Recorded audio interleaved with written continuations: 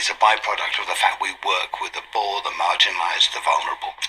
Jeremy Cullimore talking to Bob Walker. Stephen George-Hilley, director of the Parliament Street think tank, is on the line. Morning. Morning. And I gather you became interested in this area because you witnessed your own parish priest getting a bit of aggro. Yes, indeed. It was during my conversion to Catholicism. I was sat with my priest. He spent many hours with me over the summer months, and we heard an almighty bang on the door. The priest opened the door and was verbally threatened and very physically intimidated by someone. I sort of stepped in and asked the guy to move on. And you've done a bit of research work and found out that there's really quite a lot of this kind of thing going on around the country.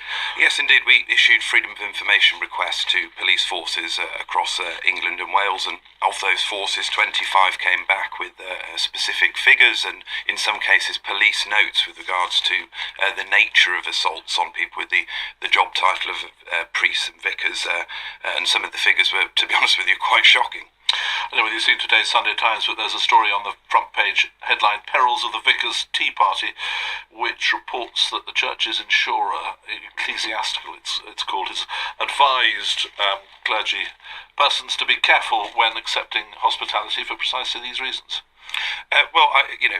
With that particular story, I think we're in danger here of having priests and vicars and members of the clergy working around the other rules and regulations to keep themselves safe. But what we're calling for is for a more robust approach to trying to class attacks on members of the clergy as hate crimes for their own protection. Well, what's the logic for that? You heard Jeremy Cullimore say a moment or two ago that he did not believe that he'd been the victim of physical violence because he was a clergyman.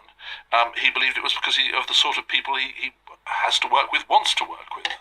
But I think there's a danger as well, and particularly with the case that I witnessed, whereby it's seen as acceptable to treat priests and vicars in this way because of the nature of their job. I mean, you've seen with recent regards to classifications of hate crimes for attacking war memorials, when there seems to be a motivation there from the perpetrators. I think this has to be looked at again, and I know it's been raised in the House of Commons. But the law has to work. It has to make sense, doesn't it? And it is difficult sometimes to argue that the sort of attacks indeed that you've collected evidence about, are motivated by hatred of a religious kind, isn't it? Mm-hmm. No, of course it's a challenge, and not every incident will able to be classified in that bracket. But I do think people that give up a lot for their communities and put themselves in harm's way deserve to have some level of protection. Yeah, but no one would disagree with that. But shouldn't you be looking for a more intelligent way of doing it? If it's going to be so difficult to make these attacks actually fit into the